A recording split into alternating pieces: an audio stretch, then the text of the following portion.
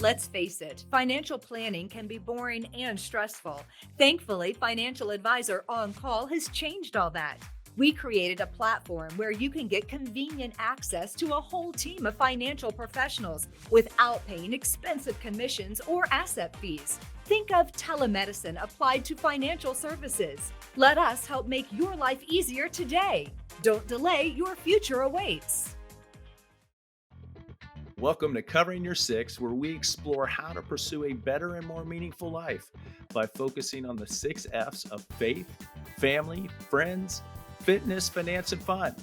Today is an awesome day to get better and to try something new. So let's get it on.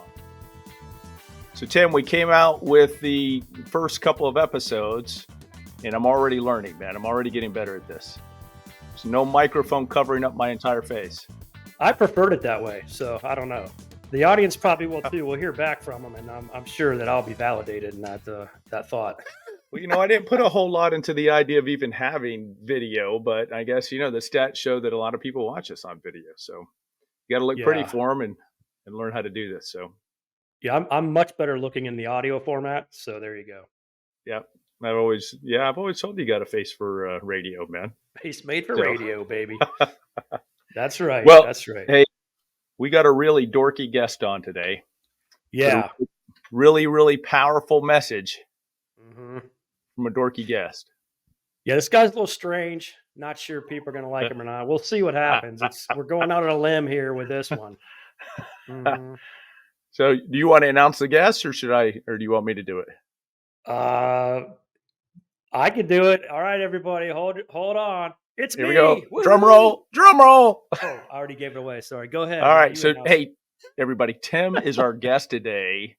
And most of the reason why we wanted to put him on here is because Tim has been going through a transformation in his life for the past, how many months, Tim? 3 months? I think I'm on week maybe 15 now. Week 15. All right. So what's that in? That's just like dog years or 4 whatever? months. Yeah. Almost 4 months. So 4 months. Tim, you've had really good results with this. So in specific, you've been on what we call a diet, right? Yeah, basically, I'm working on the one of the F's, fitness.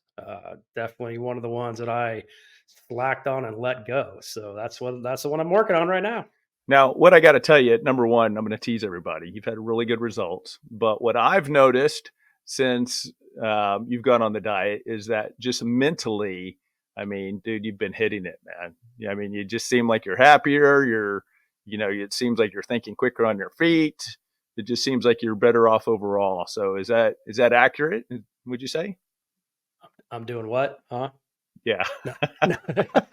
Yeah, no, 100%. That's just been, it's awesome. I mean, you know me so well, so you could really see those differences. And sometimes I don't even notice it. And, it's cool. It's cool to have your feedback and your input. But yeah, I mean, more energy. I feel better about myself. I mean, just all the, gosh, there's virtually no negatives at all for doing something like this. It's been great. Yeah. So let's get into it. The whole deal here. Listen, I'm real proud of you, man. You've done a really good job with this. Yeah. The whole deal is not to pump you up, even though I want to do that. It's to help others who may be struggling with this, which just seems to be about everybody, and maybe give them some tips on what helped with you. Because you're not 20. You've been through this a little bit before, so we'll go through your history and so forth. But let's start off with this, right? So in 4 months, how much weight have you lost as of today? I'm down 34 pounds. 34.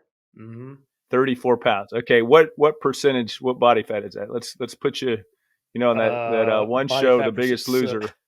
It's a lot, right? So how much did you start off with, Tim? I have to do the math on that, but I was 215.6, and I weighed like thick. 6. I was 215. You got it down to the point. Yeah. Okay. I was thick. No, I was 215.6. I weighed myself this morning. I was 180.8. 180.8. 180.8. And so whatever that is. Okay, so one important lesson is that you know exactly where you're at. We talk to people about that with any goal, right? So you knew where you're at, you know where you're currently how much weight you've lost now. So you've been tracking that all along.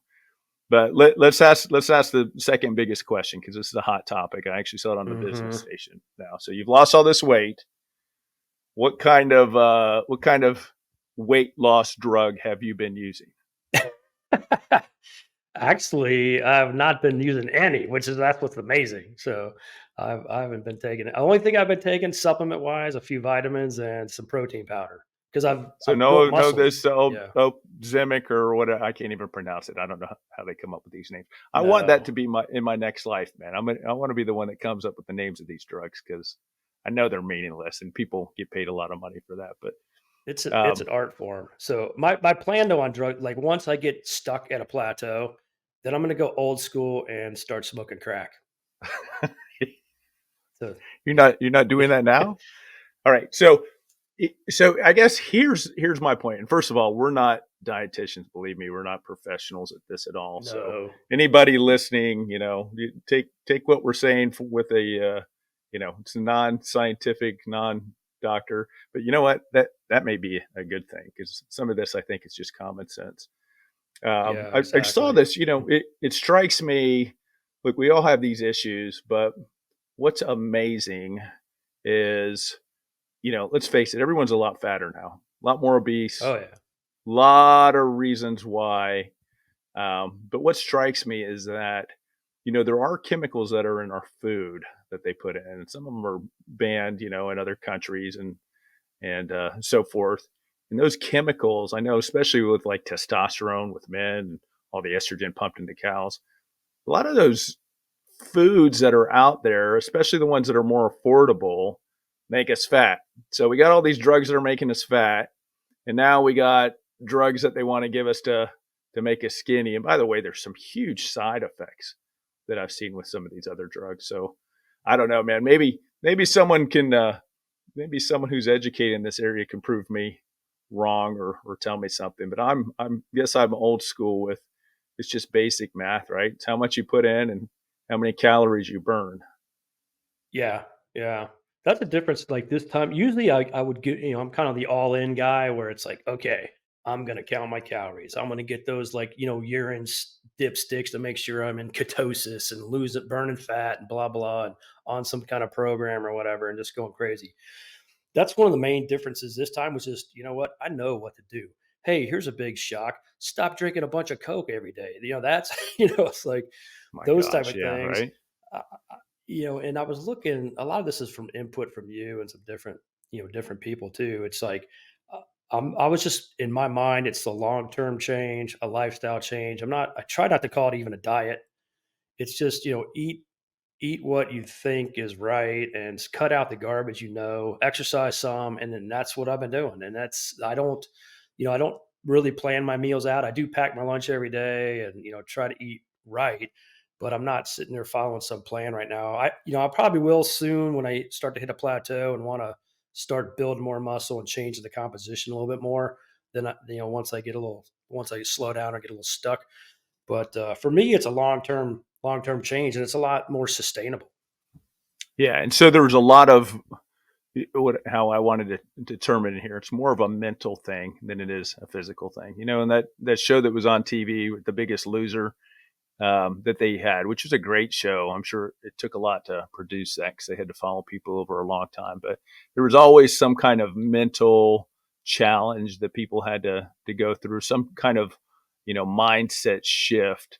And that's what I want to get in today. I just want to go one anecdote is, and some of our older listeners, especially if we have a bunch of older listeners, will remember, the guru of fitness that started all of this stuff on TV and, videos and everything, was a guy named Jack LaLanne.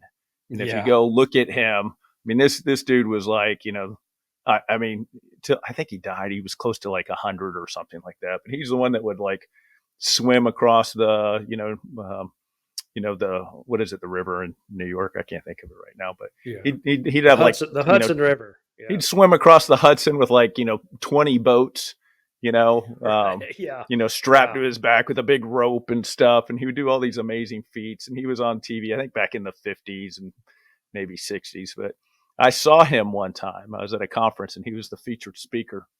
And by the way, dude had zero filter, man. I mean, we got a little filter on this show, but this guy Yeah. had zero filter. Really awkward, and his wife would sort of guide him in the right direction. But he had a very simple thing. He goes, diets. Everybody's talking about diets. He goes, you see all these shows? He goes, it's simple. It's what you eat.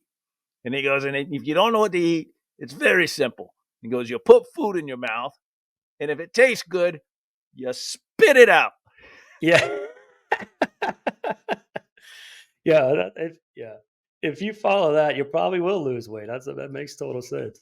Oh You my probably will, gosh, that's but so good. so let's get into this deal, right? So what made you want to lose weight in the first place? Let's talk about that. What was the trigger that said, "Hey, it's time to do something here," other than me making fun of you? Yeah, well, that's part of it. I mean, but you've been making fun of me for 30 years, so uh, That's right. Yeah. yeah, you probably remember. My nickname for you was Stick Boy because you were skinny, and I was round and profound. That's what I used to say. I mean, you know me. Hey, you knew me when I was my heaviest, bro. I was at 248. You remember, like Holy back crap! Were you really? 248, My man. I was gosh, like, two holy forty eight. smokes. I'm only 2 pounds away from 250. And I'm like, you know what? If I eat some more, I can make it. 250, baby. So, And by the way, just so but people no, have a reference, you're like, what are you, 4'10"? I'm 4'11 and a half. No, no well, I used to be 5'9", but age and whatever, I'm 5'8" right now. So yeah, that's way too Yeah, so heavy. So, 250. Yeah, dude, that's yeah. that's pushing So it. if you could, yeah, Yeah. I was And by huge. and by the way, for everybody's enjoyment, when I got married at 22, I was 136 pounds. So that was my stick boy name. That's why we call him Stick Boy. Cause I always said when he and I stood together, we looked like the number 10. So you remember when we went into the men's store you used to work at, and you're like joking around with the guys, like, hey, pointing to me, you go, hey man, do you have something in a 52 Portly for 10? and they Portly. and they're busting Portly's out Portly was the Portly. Yeah, nice euphemism we used for people yeah, who were rather exactly. large. So Yeah, and I said I pointed at you and said, hey, do you have anything in a 27 bird chest? So, yeah, so but yeah, man, it was I had bad. a late growth spurt. Yeah. So now what's super cool is I've gone the opposite, and I've gone up and you've gone down, and you actually weigh less than I do now. So now you're stick boy. Yeah, I mean, we've made history in the last 30 years with that transition. So it's amazing. I will say I've lost some muscle. So when I weighed 180 when I was 25, I had more muscle than where I am now, and I'm working to get back towards that. But still, Tell, it tell is everybody how crazy. old you are for reference. You're gonna not gonna have any secret here. Okay, so Yeah, 56. 56. Okay. So yeah, it's a little more challenging. But to get back to your question, I'm gonna get a little sidetracked there. But your question, the motivation, I mean, it was just a lot of that. I mean, a lot of the things you teasing me. I mean, my wife's awesome. We've been married 31 years. She looks fantastic. I've literally been mistaken for her dad twice on trips, places. They're like, "Oh, is this your dad?" You're like, Sucks. No, That that's sucks, like, man. yeah, it's a little hard to come back from that one, right? But I've like, Now, in fairness, Christy still looks like she's 12. So, but that's when you she's married her. amazing. I She's mean, about 12. Yeah. I know. Yeah, no, not quite. Uh, no, she looks fantastic still. She's amazing, and yeah, people see us together walking down the street and like, holy smokes, that dude's got a lot of money, So Yeah. they, that guy must be loaded. So trophy wife for sure. But Yeah. she married me when I was poor, which is great. So I love it. But she's just worried about my health and different things. And you've been real inspirational to me. We kid around with each other a lot, but you've always been super encouraging, trying to, hey, get a Fitbit, do this. I mean, you gave me a Fitbit for Christmas this year. That helped. I mean, even that little thing was, that helped. I'd already started by then because it started around the middle of November. But it was just it was a combination of everything and just like not feeling good. I wanted to look good for my wife. I want to look good for myself. My self image. When I got real honest with myself, I had a crappy self image. You know, um, I told Christy, my wife. I told her this maybe 4 months ago, and I hadn't said it to anybody else, but we had like a high school reunion, and I didn't go because I just didn't like the way I looked, in some ways. And I don't even know if I told you that, Jim. I think I did, but it's just No, those type of I'm, things. I'm impressed you And went to high school. yeah, they're the best 6 years of my life. That's So right. Yeah. yeah, I'm still waiting to graduate. No, I Yeah. didn't hear that. No, that sucks, dude. Yeah. Yeah, but it's kind of like, but I would also do the depreciating humor. As I use humor a lot, and I would deflect, and humor. Humor is a good coping mechanism. It's a lot of fun. I like to laugh, and everybody likes to laugh. And like you and I joke around, I'll insult myself before you get the chance to, right? So it's, but Well, just you so know, everybody's clear, so I'm not the big bully here, right? I mean, that's sort of what guys do, number one. But number two, you serve as good as you take. So don't pretend like you're Mister Victim here. That I'm always bullying about this stuff. I'm yeah, going to get all kinds of guys, comments here about fat yeah, shaming people. everyone, Jim's very mean to me, and please send help. Well, No, it's yeah, go good, man. Hey, listen, this will be controversial. This is where we'll get blown up. Some of that stuff's good, man, because it makes you move in the right direction, right? well, it's true. I mean, your true friends are gonna tell you the way it is. I mean, I always say they're gonna call you out on your crap in a way, and they're like, you know what I mean? And like, dude, 100%. Yeah, so 100%, dude. yeah. And I would like, okay, you would tell me stuff, and I would listen. I'd be, yeah, and then I blow it off, and then you get on me again, and you talk to me about it again. You give me time, and then you come back. And Christy's the same way in a loving, and I'll say about you even really in a loving way. I know it sounds funny for two guys, but it's true. And Jim cares about me a lot, and that's why he wanted to see me healthy. He wanted to see me feel better, and Christy, thankfully, wants me to live a long time with her, being married. So I'm glad about that. And Well, that's it, by the way. So, I mean, hey, we all want to look good. It's human nature, but you don't see 100-year-olds that are 250 pounds and 4 feet, man. You know, you no, just no, don't you don't. see it. They're I mean, gone. Yeah. if you look at all the causes for, heart disease and diabetes and everything else, right? Of course, cigarettes and smoking's up there, but I mean, it's all obesity, right? Diet, Yeah, obesity. yeah. It leads to so many other issues. I mean, and then I used to love, playing softball, water. I used to barefoot water ski and do all kinds of crazy, skiing and sports and those kind of things. And we go out and try hanging with my kids. My kids are all in their mid to late 20s now. And we just bought one. I just bought a ski boat back that I used to own 30 years ago. Got the That's a same boat super cool back. story. We need to talk about that story. Yeah. Yeah, we'll talk about I that. don't But want to get us I'm like, sidetracked, man, but but I wanted to, I'm like, man, I want to be able to get out behind the boat and have some fun with the kids. And it's like, man, when you're dragging around an extra 40, 50 pounds, it's, and you're out of shape, you can't do that. So that's another motivator. And we'll talk a little bit more about motivations, because that's one of the things that's helped me get to where I am so far. And this has been a big different, you've mentioned I've done this in the past, to some levels of success, because I did weigh 248 back in the day. I lost 40 pounds maybe 20 years ago or so, and I ended up keeping 20 of it off permanently, which is great. And then I had little starts and stops, off and on in between there.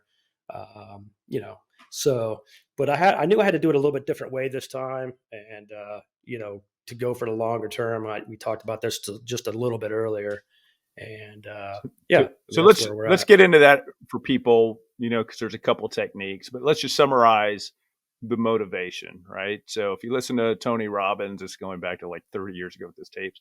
People only do things for two reasons, right? The pursuit of pleasure or the avoidance of pain. And at some point, one of those has got to get really intense Hmm. for you to make a move. So you got to the point where you're like, hey, I've had enough of this. I'm going to do something about it. You made a decision to do it. You knew that you had to you were being wise. It's the old Einstein thing, doing the same thing over and over again, is the definition of insanity. So you had to do some Right. different things, right? So let's talk about some of that may be able to help some people, right? Because it's the psychology. By the way, we can talk about the first one. right? Because now that you're on the podcast and you're telling everybody, if you start blowing up again, Hmm. man, you're gonna Hmm. get people calling you out, right? So the first one was actually acknowledgement, accountability, letting some people know your intentions, right? Yeah, exactly. So, well, I would say the first thing that ultimately the real first true thing that I had to do was, oh, get a little emotional here. That's funny. All right. I had to, I had to drop the fear of failure.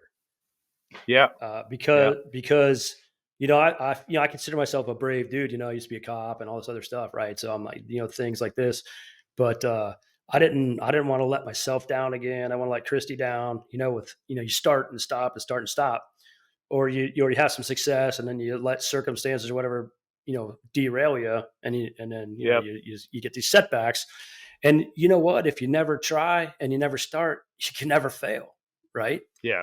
Yeah. So I'm like, hey, so what's the difference of eating bad for another week or another day or whatever? It's like I got nothing to lose, if that makes sense. So I kind of had to say it goes to what you said earlier, the pain and pleasure to motivate you. Yeah. The fear of failure is just a huge thing for people, man. It is, yeah. And some things I didn't fear at all. Like I used to do improv comedy, and it's like failure was kind of funny. It's fun. If you bomb, stuff happens and you play with it and have a good time with it. You don't care. It's even more fun, right? But it did. I struggled with that, and because I didn't want to let people down again, I didn't want to let myself down again, like I said. But the other two motivators, once I got over that, the motivations were pain and pleasure, like you said. Pain of I don't feel great, I feel weak, I can't, I don't have the endurance I want, those type of things. And then the pleasure part would just be feeling better, looking better. I'd like my wife to be impressed with me and proud to have me beside her, like I'm proud of her. And ooh, Yeah. So, but the psychology here. So you made the decision, but let's get back to the psychology here for people, right? So you were already making some excuses along the way, like you were saying, hey, it doesn't matter if it's another week or whatever, mhm, and you had to sort of right. drop those excuses. You also sort of, we talked about it a couple little things about goals, right? And Mhm. I remember one time you told me, you said, you would use the word try to begin with. That's one thing I could think of, and the mindset of Oh, no, we yeah. don't try. We Yeah. either do it or we don't, right? Right. And then the other thing that I recall when we were talking about stuff is you said, well, I've got to a specific date or a specific weight. And we talked Yep. about it. No, Yeah. you Yeah. can't think that way, because what you're doing is you're setting yourself up to say, okay, now I'm good, right? It has to be a Yeah. complete Yeah. lifestyle change. It's not, hey, I'm going to do this for 30 days or whatever, right? Right. No, that was perfect. Yeah, you were super instrumental in a couple of those comments there. To go back to you first started with accountability, and I got a little sidetracked there. But the accountability was I talked to my brother-in-law, who is he's an addiction counselor, and he's been that for 25 years. He's fantastic. And I just talked to him, and said, "Hey, man, this is what I'm doing." Short version is he gave me some tips. We'll talk about it a little bit here, but he was my first accountability person. I said, "Hey, this is what I'm going to do. Keep me. You check in on me, stay on my on my butt about it. I'm committing to you that I'm going to do this."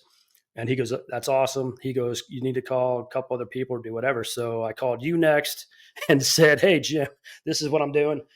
Give me a hard time if I fail." And then what's funny is before I even lost 1 pound, I told you, I said, "Let's feature this on the podcast."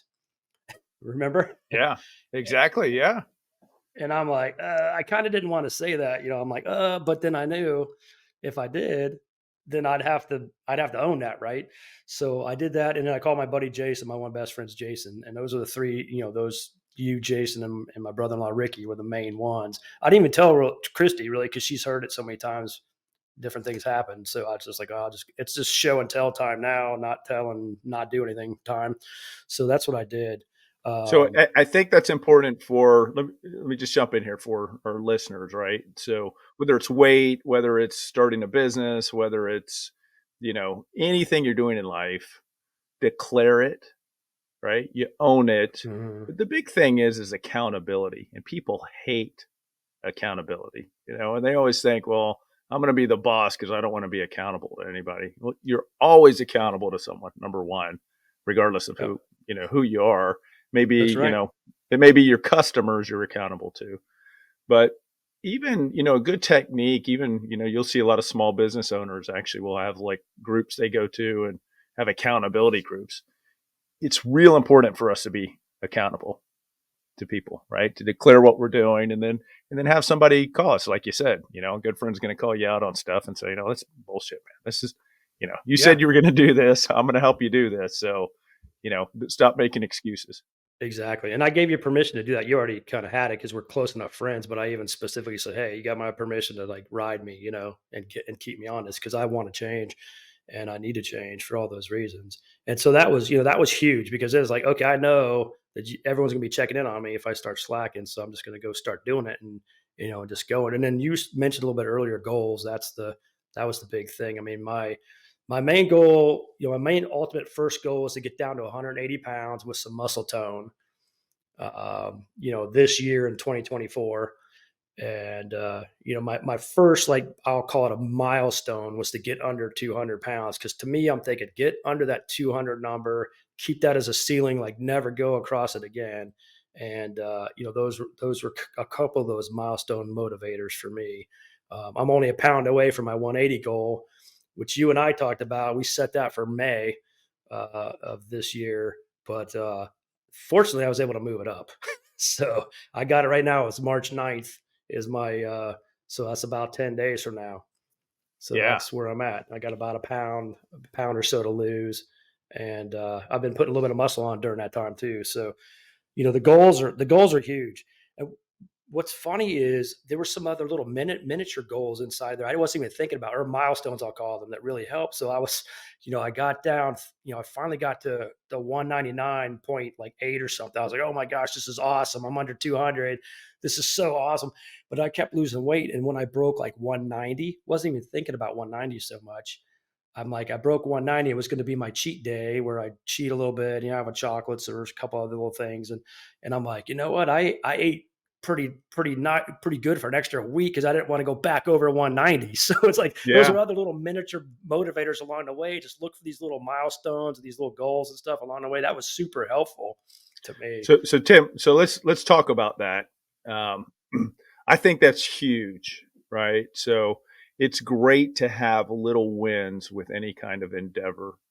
And I think where people get intimidated about starting stuff or they start making excuses is, man, it's such a big goal, right? I mean, Right. if you go like I'm going to run a marathon, which is 26 miles, 26 point, I don't know, whatever it is. If I'm going to run a marathon and you just think about that, that's overwhelming, right? But if you break that up into chunks and say, that's my goal is to run a marathon, but the first thing I want to do is be able to run a mile. Right. And then you work your way up. I sound like an ass here. It's just genetics, but I mean, Well, I've just really being only been on, yourself, Jim. no, yeah, I'm genetically a jerk. So, I've been on one diet in my life and I need to, Yeah. I need to right now, but I went on one of the Weight Watcher things where they send you the food. And Yeah. the way I had to look at it, and I was, trying to lose, I don't know, 15 pounds or something like that. But if I thought, man, I'm trying to take off 15 pounds in a month, or I'm going to go all in, I mean, it gets intimidating. You don't want to do it. But if you say, hey, look, for 1 month, I'm going to lose 3. And the next month, I'm going to lose Right. 3. And in 5 months, right? So you plan it out and you celebrate those little victories. And that's true in weight loss. It's true in, business, right? Hey, I'm going to start this business. Okay, the first thing, get incorporated. Hey, I'm incorporated. That's a win. Get a website. That's a win, right? Break it up into Yeah. smaller pieces. It was really helpful. I mean, you even helped me, I was kind of like I was pretty motivated. So you actually helped me push my goal out some, which sort of sounds counterintuitive, but it's true because it's like, hey, when you weigh yourself and you only lost a half a pound in a few days or something, and you've been really working it hard, like, oh man, instead of getting worked up, you're like, you know what? It's just the trend line is what you're looking for. You're getting the That's right. trend line. It's going to be a little wavy, but as long as it's going in the direction you want it to go. So, in this case, I want the trend to go down on the weight. So as long as I'm going down, I might be up a little bit, a day or two here and there, but in the long run, you're going in the right direction. So those little wins really help you kind of stick to it and don't get too worked up over it. So yeah, great. Yeah, That's a great. it's the mental thing, right? Because you don't want to get defeated, man. Because when you get defeated, then Yeah. it's spiral, right? So smaller chunks, break it up. So you started down that path with smaller chunks, but Hmm. let's talk about one of the things your brother-in-law was really good with was excuses, right? Oh yeah. Hmm. And that's what we in the morning. I don't want I'm not a morning person. I don't want to I wake up. Where's my coffee? I do not want to work out, right? So how do you how'd you go about that? Tell us about the advice that he gave you on that. Yeah, so my brother-in-law Ricky, he's like, "Hey, this is what you need to do is you need to prepare yourself ahead of time for all the excuses that you're going to use, and to not do what you want to do." And he goes, "You know what the main 4 or 5 are going to be, right? Because we all kind of do if we've had an area like this in our lives that we struggle with or whatever." And I'm like, "Oh yeah, it's always going to be like, hey, I got busy, I'm tired, or work blew up, at these type of things, right? Or I'm sore, or just whatever you can think of." And he's like, you basically have to have, I call them excuse eliminators. So you have to have these excuse eliminators ahead of time before the excuse starts popping into your brain or before something happens. So one of them's like, hey, I was going to work out at lunchtime, but work got too busy. I had to skip it. So I'll just skip it for the day. Well, no, if that happens, then you work out at 6 o'clock at night or 7 o'clock at night. You don't skip it. That's your plan. You sleep it. I don't know. The alarm doesn't go off. Whatever happens, right? Any little excuse like that. Or, hey, Thanksgiving, some of this time I was doing this through Thanksgiving and Christmas, which is probably not the greatest time in the world to try to Right. lose weight. But I pre-planned in my mind, like, this is what I'm gonna do. I know Thanksgiving's coming up in 3 or 4 weeks, whatever it was, and this is how I'm gonna handle it ahead of time before I got there. Even when you and I went to the Mexican restaurant, for me, like Mexican food and drinking Coke always went hand in hand. Like Coke was one of my big things. So I would just say, you know what? I know I'm going to this Mexican restaurant with Jim later. I'm just getting a water because my goal's bigger than the one Coke, during the day. That's what I did. Got water and that was it. And so that was a huge one because and what's interesting though is I actually injured myself during this process, pulled a muscle. I'm still struggling with a little bit. And that, it set me back a little bit. I didn't prepare for that kind of a problem, but it could easily be an excuse. But what was cool is that since I'd already made these excuse eliminators for these other issues, when that happened, I'm like, okay, how do I overcome it? And I just came up with my own eliminator after the fact, and just went with it. And that was just changed my workout a little bit, and I ate a little more strict because I couldn't do as much cardio, and I continued to lose weight and keep on track. So that was cool. So have some solutions, some things that you're going to do when you know that you're going to make up an excuse, and Hmm. have a solution to that when you make it up. I have something similar. You could call it a guardrail. In financial stuff and even my own financial world, um, big purchases, and you can define that however you want, whether it's a car, whether you say a big purchase for you is $200 or whatever. I have a steadfast rule. I don't do it on the spot. If I go to buy a car, I'm not going to buy it that day, no matter what. You know, it gives you sort of a cooling off period to think through things a little bit, Yes. and you embed some of those things in your mind. You know, I'm going to the mall. Okay, well, I'm leaving the credit cards at home, and I'm not going to buy anything. I'm only going to buy what's on my list. I don't care if I'm it's going to on use sale. Apple If they say Pay. it's I'm going to use my Apple Pay instead. Yeah. that's right. Yeah. And I go home and think about it, and you'll marketers are great at this. It's the last one. It's not going to be here Hmm. anymore. We're not going to have the sale. Okay, well then it wasn't meant to be, right? Hey guys, it's time for a potty break. Well, actually, you might want to hold it because you're not going to want to miss what's coming up. If you're going to win in life, you must have a plan. Benjamin Franklin said people don't plan to fail, they fail to plan. At Financial Advisor On Call, we create winning plans so people can plan to win. Get started today and have a whole team of financial professionals help you with your personalized financial plan. Don't delay, your future awaits. And now, the Grumpy Old Man's Guide to Etiquette. Okay, Jimmy, it's my turn to lead off here for our grumpy old man section. This is where we vent our pet peeves to each other because we're safe people, right? So we got to vent these pet peeves to get them off our chest. Well, we're not just venting, we're trying to actually educate people on etiquette, right?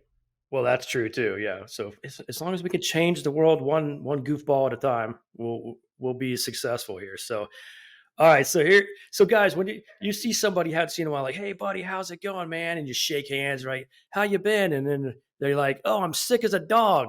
You're like, why'd you shake my hand then, man? It's like, you idiot. Like now, like I gotta walk around with my hand over here like this for like 15, 20 minutes till I can find a place to wash it or whatever. Like, why don't you like fist bump or just go, oh, I'm getting over a cold, man. See you, bro. Come on. I hate that. The whole thing of shaking hands is, oh my God, man. It's you and I are partially OCD, you more than me, but I don't, what shaking hands came from, don't you? I thought it was like you're proving that you don't have a weapon or something. That's from way right. back in the day. Yeah, Exactly. way back in the Back day. in the gunfire days, you'd put your hand out to make sure you weren't going to pull a gun on somebody. Well, I don't think we're at that point anymore. I got to tell you, this could be our joke of the day too. This is real. I remember being in a men's room, not a men's room, in a locker room, working out. And you know how these old guys, they could care less, man, right? Mm-hmm. They just, will run around. Well, this dude's butt naked. He's pulling up his britches, his little Speedos. And a guy comes in with a friend, another friend, and he introduces the two of them. And the guy literally pulls his hands out of his crotch while he's pulling up his pants, his underwear, and he sticks his hand out and shakes it like, hey, yeah, slow motion. You never know where your hand's been, right? That's right. Yeah, have a little courtesy. Give him a fist bump. Maybe use your left hand. I don't know. If you ever watch people who come out of a men's room, then you'll never shake hands. But I'm pretty good about, hey, let's do a fist bump or how you doing, and no more. That's what we need to get rid of, man. No more shaking hands. Mm-hmm. I guess the real question is, why were you working out in the locker room part of the gym, Jim? That's a confusing part to me. That's it for today. Don't shake hands anymore, people. Hey, this is Jim. I want to thank you for listening. And if you like the show, which we know you did, or you wouldn't have made it this far, please subscribe, give us an awesome rating, and invite a friend. And if you have any wisdom to share, would like to be on the show, or simply advertise, please visit our website and contact us as soon as possible so that you can contribute to the CY6 community as well. I want to talk a little bit about, just having a set schedule for things and how that helped, if it did. But also, one of the things we talked about a lot, you were mentioning about working out in the morning and then pushing to the afternoon. We talked about this idea of making it a priority and that mindset, right? Mm-hmm. I've got to work out. And there's one thing that, all my kids, hopefully they'll be listening to this, but, I've always told them there is no such thing as not having time for something. That's the thing I hate, especially a lot of financial stuff, people getting life insurance, things like that. I'll do it later. I don't have time. Well, you have time for whatever's a priority to you. As much as we're having fun on this podcast, if the fire alarm went off now, and anyone out there who's listening, right? If the fire alarm went off to where they're at right now, they're going to get up and run out of the building because that's the priority. And so you have to have this mindset when it comes to, your fitness, your financial stuff, your friends, family, faith, all that stuff, that it's going to be a priority. And so that means it's the first thing, if you're focused on that for the day, that's maybe the first thing you do in the morning, or you put something in your schedule and you say at 2:00, this is in my calendar. This is what I'm doing. You don't get another phone call from someone and says, hey, I need to come over and we need to have a meeting or whatever. No, I've already got a meeting, right? So talk about that a little bit. How much did you use that? Are you still using it now? How have you shifted with that mindset? Like you said, it's a priority. So we have the time to do what we want. That's easy, right? It's like what we want to do and what we like to do. Wow, it's amazing how much we figure out how to find time to do that. But the hard stuff, the things we don't like to do as much, we don't like to find the time for it. And I believe me, I'm like one of the worst culprits of that as well. As I struggle with that. But yeah, I did. I just said, I typically in the past when I'm on track, when I'm working out, when I'm doing those things, the morning works best because it's easy to get the day can get away from me pretty easy. So I always just say, hey, the morning, going to get up earlier, go to the gym. I'm making my lunch the night before. I'm packing all my gym clothes the night before, put it in the car. It's ready to go. I set the alarm. I get up and I go and do it. And and it sounds, oh, that sounds so easy, but it goes back to those motivations that we talked about earlier. Like these things are going to help you to adjust to those new habits because your why and your want to and your vision and your goals have to be bigger than the bad habits and the laziness or just whatever you want to call it. That's going to slow you down. And that's really what helped. And then what's amazing, and then you helped with the whole, I was like, hey, I got to do the 60 days because, you got to do 60 days to get the new habit and keep the habit up. And you're like, quit saying 60 days. You were the one that actually said, quit doing 60 days. And you were the one that said, quit saying try. Because I said, hey, I'm trying to lose weight and build muscle. He said, no, you're losing weight and building muscle. I said, you're right. That's what I'm doing. And I go, 60 days? No, it's a lifestyle change. Those mind shifts along with the excuse eliminators and just, those days you don't want to go, the days you feel lazy or tired or whatever, look at the goal. In my mind, I see myself, skiing with the kids, hanging out with Christy, people not mistaking me for her dad anymore. That'd be great. It's like, wow, Yeah. so, those type of things. And then just feeling better about myself and feeling better in general and performing better in all the other areas. All those things have helped me overcome the reasons why I wouldn't do it in the past. So, but yeah, setting up Sure. a structure and yeah. Yeah. So, dude, you're putting off a great vibe, man. I mean, you can feel a difference just with what you're doing. So let's talk about, because I'm sure you've had some of these, and I think we all do, right? There's days you fail, dude, right? I mean, Yeah. there's days, Yeah. all right, hey, I'm scarfing the pizza, man, or I didn't work out, whatever, right? I had one of those, I like to practice, mental toughness, and I had one of those where I jumped in the cryogenic machine, and it's for 3 minutes with, it gets, I don't know, man, it gets like, it's cold. I mean, it's all the Yeah. stuff. Yeah. And I made it halfway through and I wussed out. I'm just like, I was having a bad day, and I Yeah. was feeling bad about it. But, when you have those days, you get knocked down, you sort of have to have short-term memory and you get back on it, right? Mhm. You're going to have setbacks. And Yeah. I think you sort of got to have that in mind when you're doing these things, right? Hey, I'm going to have a day Mhm. like this. Mhm. Yeah. No, that's good. That's a great question. I mean, it kind of goes to the excuse eliminator, back to that because it's like, oh, I missed working out yesterday. Okay, well, now I missed 2 days in a row or something. Well, now it's like, now I've lost a little progress. Now I can quit or, whatever we used to do in the past. But it's kind of the not the all in mentality. Like I used to go or all or nothing. I'm sorry, not. I mean, I'm Yeah. all in, but it's not the all or nothing mentality because it's like, hey, if I'm not following this plan perfectly, I'm not on track perfectly, then I get you get frustrated, give up. But it goes back to what I said the trend line earlier. So the trend line's going the right direction just because you have a bad day or two or even a week. So who cares? You put 2 pounds on or something that week, and because you skipped the whole week. So what? Just pick up where you left off and go.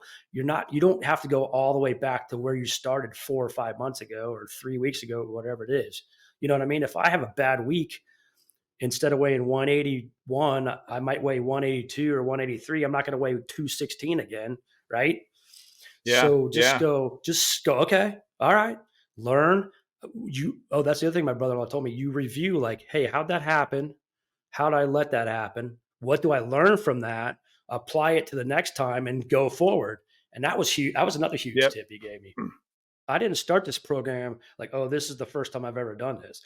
I'd lost 20 pounds permanently already once, right? I've lost other weight here and there, maybe I lost another 10 pounds here and there permanently.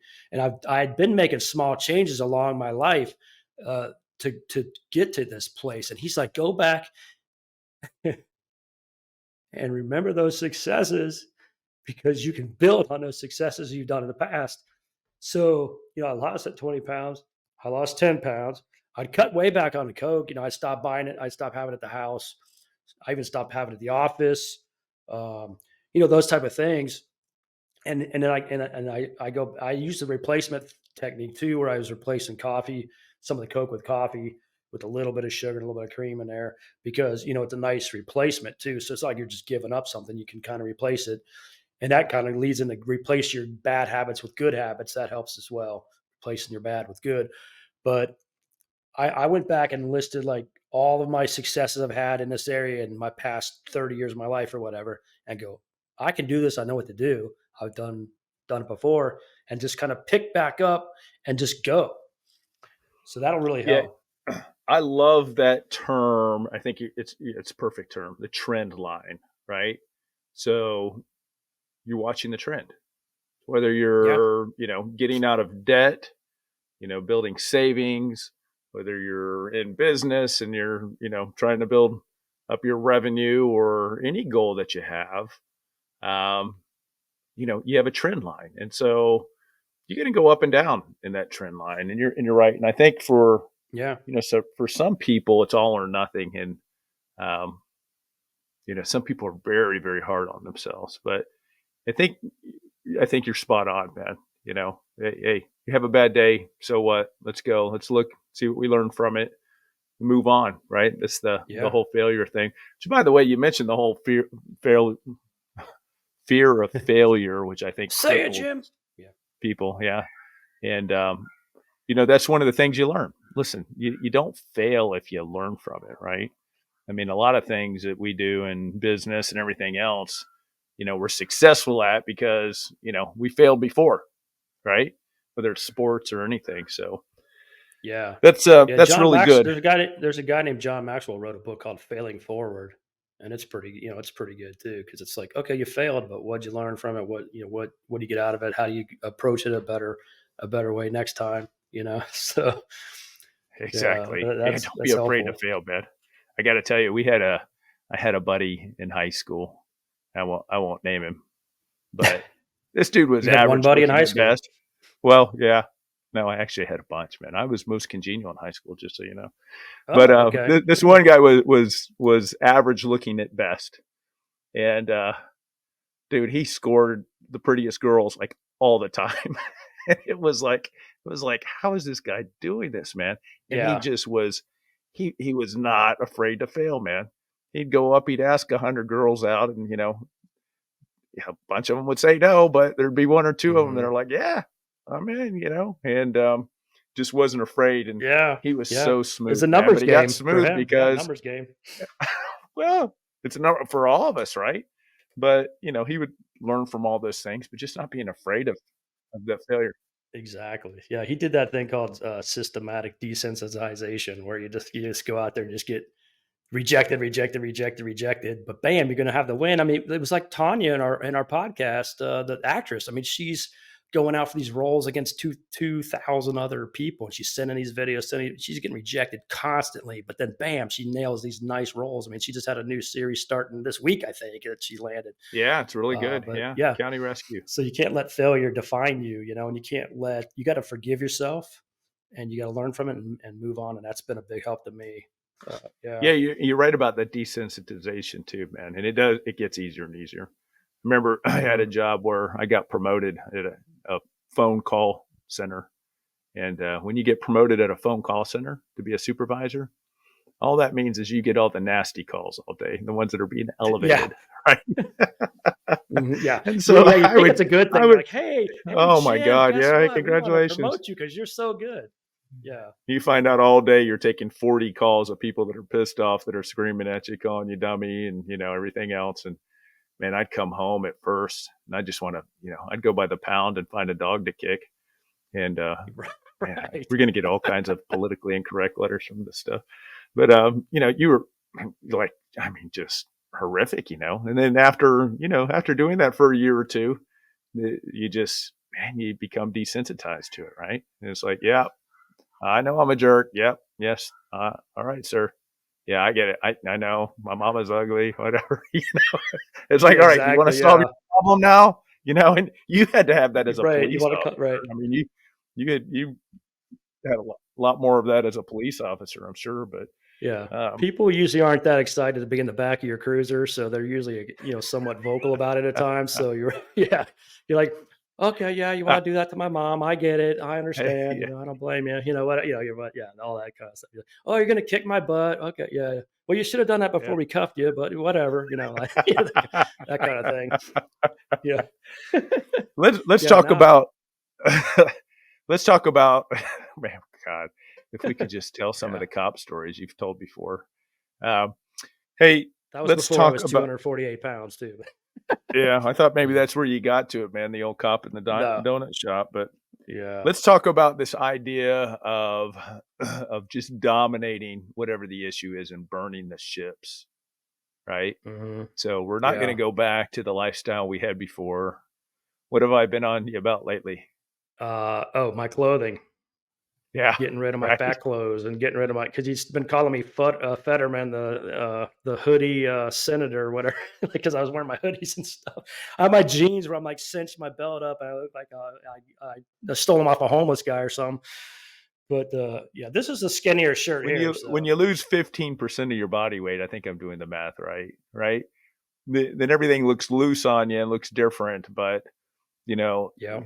I'm telling you that number one, because you look great, right? Get some clothes that fit you. But the second thing behind that is the old burning the ships. And if you're not familiar with burning the ships, that term, I always forget the explorer that had this. But when they were settling in the New World, one of the Spanish explorers, they had 3 ships over, and once they got all the people over on land, he had his lieutenants go out and burn the ships so they couldn't get back home, because their orders were to go and settle in that place, right? And so there was no Yeah. turning back. And so the whole idea with that is, half of you telling me, I don't want to get rid of my clothes, man. That's what if I Right. go, Right. what if I go Yeah. back again? And you got to be in that mindset. You're burning the ship. You're not going back, man.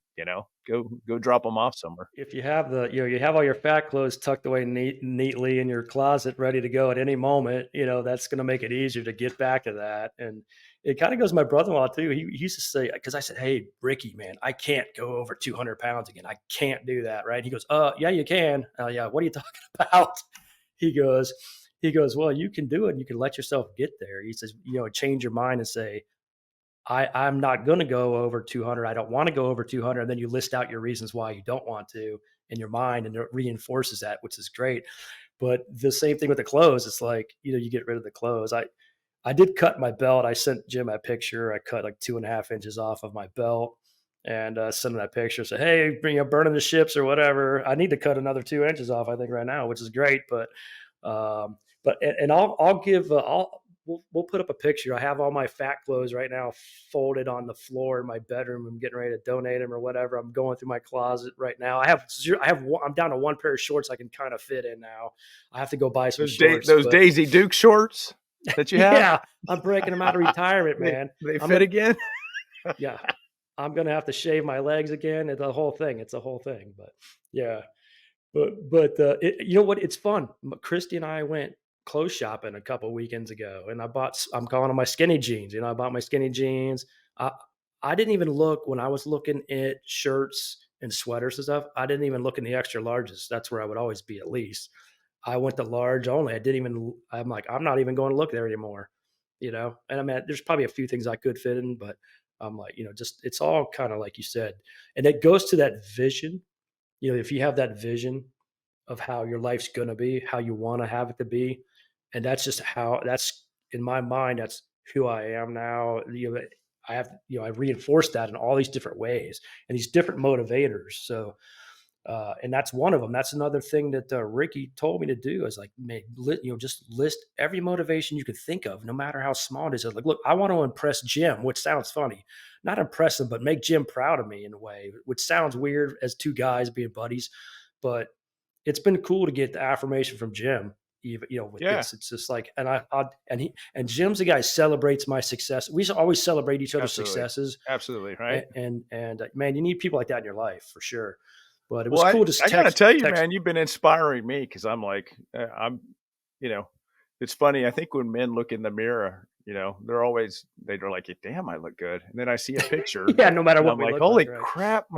That's not what I see in the mirror. Well, in the mirror, I'm automatically sucking everything in, man, and bulking it out. I don't see the real belly, but I've been looking at you and I'm like, wow, man, I need to jump into some of this, man. I can't let him beat me here. So it's almost Exactly. contagious, Yeah, right? it's I think we've fun. seen that with a lot of Yeah. friends. I have. I actually my two boys got motivated. I mean, they're in pretty good shape, but they were like, "Oh man, Dad's like, we got to step it up a little bit." And a couple people at church and things. It's been fun. So all those motivators, burn the ship, kind of change that, have some fun, getting close. These are all kind of things you can like help yourself get through those tough times. The motivation, the point, kind of make the vision, if that makes sense. And then you have to have Yeah. the faith that it can happen because. I'm a Christian, and I know one of our F's here is faith, and it's fun. All these things are all interlocked and intertwined. As we always preach balance in all these areas, because when you're out of balance in one, it affects the others. I'm out of balance in fitness. It was affecting me in other areas for sure. But my faith, I mean, I brought my faith into this too. So I pray and just ask for God to help me and just give me some motivation in these areas and just help me have some success. And it's cool. Because this has been one of the easier times I've ever had doing this, and I'm real encouraged by that. But you also have to have faith that you can actually achieve the goal. And I told Ricky, I said when that first day I talked to him right before I started, I said it's hard for me to envision my waist being smaller in smaller pants because it just feels like that's how I am. How can this get smaller in a way? And I'm not talking about like the top fat. I'm just talking about like in my hips or whatever. And he's like, he goes, well, you used to be that weight, right? Yeah. Okay. I used to be that way. And I've seen thousands and thousands of before and after pictures of people who've done it. So why am I different? Right. So you have to, the faith that you can achieve these goals and vision what it'll be like and all that. And all that really, really overcomes your underlying themes of why was I out of shape? It wasn't just because I ate bad. Why was I eating bad? Why was I doing these things? It goes to those, like you said, the motivators or the underlying themes, the mental game you mentioned real early in the episode. I was eating for comfort. I was eating out of boredom. I was eating food for me was one of the only things that I could actually control in my life. Like I didn't have to, Christy, it had nothing to do with work, whatever it is. It's like, man, if I was bored or upset, I could go, get something that made me feel good and eat it like that. It's so easy. And it's socially acceptable, right? I'm just like, I'm out there smoking pot or crack or doing whatever, getting drunk and getting hammered. So it's easy to get, the wrong uses for those type of Well, things. hold on. Yeah, I think what you just said maybe didn't come across the right way because I just heard you say you were out smoking pot and doing crack. That you weren't out smoking pot and doing crack. What you're saying is if you were out doing those things, it wouldn't be socially acceptable. Right. Yeah. Maybe I don't know, maybe the pot, maybe the sound cut out or what. No. Yeah. I've only smoked pot and crack secondhand as a cop. And whenever we went to Las Vegas for trade shows, I was like, so yeah. Yeah. Isn't that the truth, man? You can get that everywhere. By the way, Ricky, who you keep mentioning, I know you mentioned this earlier. He's a psychologist, right? Did I get that right? He has Okay, PhDs. Yeah, he works for. We're going to get him on the show. So, yeah, Ricky, absolutely. if you're listening, you're going to be on the show because we're going to talk to you about a lot of those things. Also, hey, if there's any nutritionists out there, we're talking about the mental part right now, and I got to find some nutritionists. I've got questions. I'd like to track some of that down. I'll listen to some podcasts, but we need to get a nutritionist on the show to help people, just go through, once they got the mental thing, well, they really need to know, what they're eating. I am like so clueless with that Right. stuff, man. So Yeah. clueless. I mean, I consider myself pretty intelligent in a lot of areas, but when it comes to what to eat, what not to eat, my wife's the one always telling me. So we need some education in that. Isn't it funny, Timmy, how, in schools, listen, I've got a lot of educators in my family, love them all, not beating up on schools. But as a society, we don't have PE anymore in school. We don't have nutrition classes. We don't talk about personal finance. God forbid we have, sex education or anything that's in there, especially, my kids are at a Christian school and somehow they don't want to talk about that. Like, we didn't all get here. Where the hell do people go to learn all these things, man? Right? McDonald's. Yeah. Right. That's right. McDonald's, the internet, whatever Exactly. else. Yeah. We got. I haven't been to McDonald's in 4.5 months. So I'll tell you that right now. That's for sure. We got to put a focus on some of this stuff, man. I mean, in our schools and our kids and, PE once again. I mean, we always had PE in school, man. I'm not that old, right?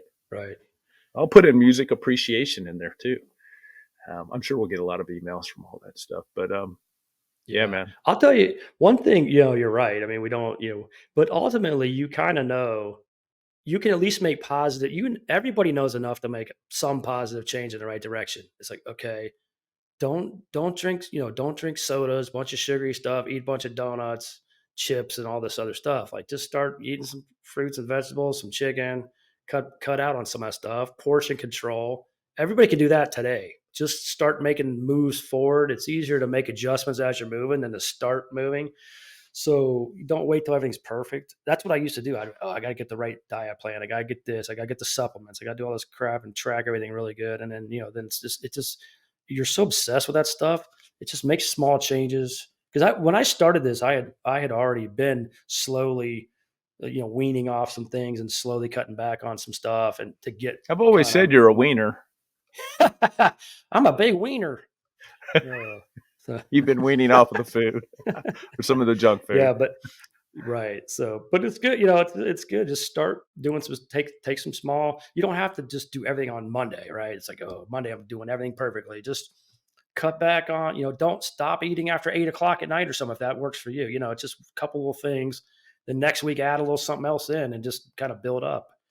Here's the best tip I've heard with this type of stuff is it's about portion control, man. Don't think you can never have ice cream or anything again, right? Instead of, half a bucket of ice cream, you have a scoop or something.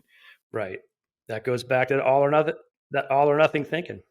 Exactly. Yeah. But I heard on this one radio show and the light bulb just went off for me, man. And it was about how we're taught, always to eat all of our food, finish our plate, finish what's on our plate, right? Comes down from our ancestors, our grandparents or whatever went through the Great Depression. Well, the problem is we don't need everything that's on our plate, especially if you go to a restaurant. Part of the way restaurants work to get, to sell more is they give you a lot more food, and the cost of food, believe it or not, it's like the cheapest thing they have. And so you see this plate and you eat everything. And I heard a guy say, whenever he goes to lunch or dinner, he automatically cuts it in half, puts half of it in a to-go bag before he goes. And I do that to this day. And he only eats that other half. And you think about, even if I'm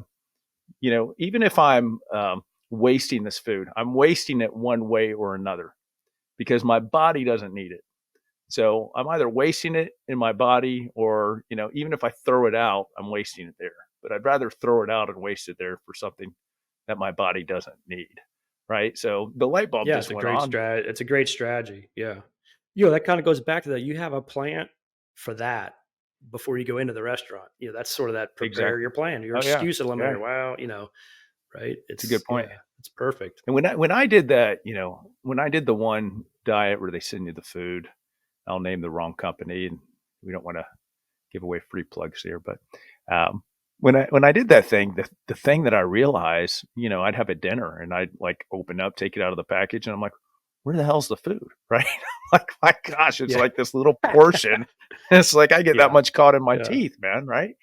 But I was never hungry, dude. I just followed it and I was never hungry. right? The snacks or The right, whatever. And yeah.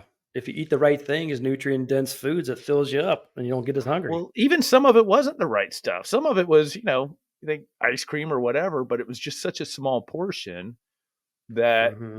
you lost weight, right? Because you could still have some of that stuff. If you like donuts is my crack, dude, right? I just don't go to a donut shop because then I'll just eat 10 of them, right?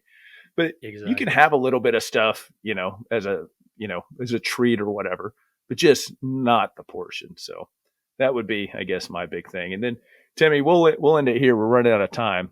But as Yep. eclectic as a reader as I am, I was actually reading Betty White's autobiography. I think everybody loves Betty White. She just recently passed away at 99. And she mentioned in there her whole life, she never fluctuated more than 5 pounds. And she weighed herself Yeah, that's every amazing. day. And if there was ever a time that she got over 5 pounds, she just started skipping meals or going on a diet or doing something and just nipping it in the bud, man. It's a great, and she lived a long, happy, healthy, like vibrant life all the way up to 99. And so there's a great example. And I've told like my kids that too. Like it's a lot easier not to get fat than it is to get unfat. You know, like later, especially at 56. So Oh, exactly. Yeah. We're going to have a check in from you from time to time. And I know you're going to see your mom here in the next couple of weeks, man. I can't wait until you see your mom and she sees, all the weight that you lost. I think she's going to be pretty excited about that. We're real yeah, proud of you, man. she'll be And pumped. Thanks, I don't buddy. know that I appreciate I don't know all. that you'll get over people thinking Christy's your actual wife. That may be sort of a challenge for a number of reasons. Yeah, I Even mean, though, yeah, that's true. She's pretty hot, so there you go. What are you gonna do? And this is me. So you'll probably get uh, the daughter. I took our friend Alan, who my kid's godfather. He's 10 years older than I am. yep. I took him out to the softball field with all the old guys, and I'll call them old guys because they Hmm. pissed me off. And they asked if that was my son, and I'm like, son, are you kidding me? I maybe Yeah, said Alan's in something great else I shape. shouldn't end the He's such a podcast, cool but dude. Yeah, oh my god, Alan's yeah, great. Yeah, yeah. Alan's great. Good dude. Well, I look forward to some updates, and I look forward to you staying on my case because I still have goals to make. I'm super close to my very very first huge goal, which I'll be making in about a week. But then I'll be then I'm going to update that goal because now that All I'm right. here and reevaluate, I'm going to update it, so it's going to be fun. So I'm looking forward to it. I just encourage everybody just get started doing something. Yeah, start from day one in the trend line, man. That should be the name of this There you go, baby. podcast, the trend line. All right, brother. We'll talk to you later, man. Stay slim, stick boy. All right, stick boy 2. See you, bro. And now, your financial fix. So, in today's financial fix, I want to talk about the difference between wealth and income. You would be amazed, I mean, incredibly amazed as a financial planner, the people I've seen that make a massive amount of income that still live paycheck to paycheck. It's funny because I've been on these golf courses, Tim, where we're going around, or these neighborhoods with these big fancy houses. Hmm. There's nothing wrong with a fancy house. It's great, right? As long as you can afford it. But my kids would be at a young age, they're like, these people are rich. And I'm like, no, honey, they're not rich. Rich is accumulating assets, right? Saving things, having your money work for you, so that you can obtain freedom. But you'd be amazed at how many people making a lot of money. I mean, I've seen people, making 200 grand that don't, they're worried about where they're going to get groceries. And and this isn't living in New York City or anywhere. And it's just that whole mental thing that we got to get with people about trying to impress others and do things, and just I call it being an adult. So don't try to be, say, hey, this is my picture of wealth, because it's not. There's a great book out there called The Millionaire Next Door. It's an old book now, still holds true. Most millionaires make 2.5 times the income as the person next door to them. They're small business owners. They're welders, they're plumbers, they're teachers. In fact, that just came out. Teachers are one of the wealthiest groups at the end, but they manage their money. So make sure you're managing your money.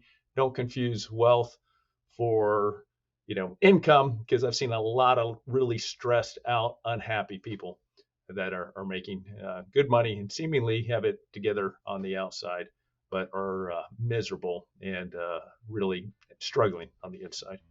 Exactly. Don't make your spending match your income perfectly anytime you get a raise. We hope you enjoyed the show today and learned something new. Remember, knowledge without action is meaningless, so make sure to be intentional about life and live it to the fullest. And most importantly, get out of your comfort zone. And always, always remember to dream big, live with purpose, and attack the day. It's time for the joke of the day. Okay, guys, here's the joke of the day. As one parent to other parents out there, you can relate to this. My teenage son totaled the car. Not all at once. He just wanted to see it suffer.